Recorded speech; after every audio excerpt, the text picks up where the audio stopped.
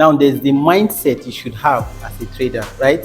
Now, many at times you hear people say that as a trader you don't need an emotion, blah blah blah, all those stuff. Well, emotional beings, so of course we have emotions, right? But then there's a mindset that will save you from this whole emotional roller coaster as a trader.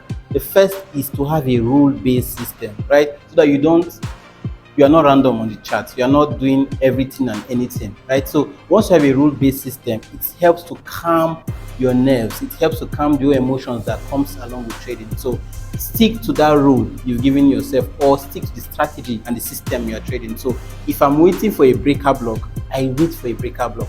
If I see an order block, I don't take the trade. If I say, let's say, a fair value gap, I don't take the trade, because you can always see fair value gaps on the chart. You can always see order blocks on the chart. But if my system says breaker mitigation, I wait for it, right? So I have to wait for the break of structure before I enter. So with that, I can be saved from a lot of other false signals that will show up on the market. And also your higher time frame. If I'm sticking to a higher time frame, break of structure, I don't go to 1 minute and look for a break of structure, right?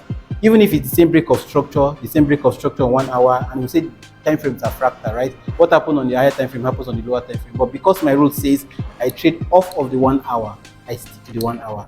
I don't go lower, and I don't try to modify it because I'm seeing a setup that looks like my emotions will just be there. So the mindset you have is just a rule-based mindset to trading, and that approach will just, it's golden, I tell you.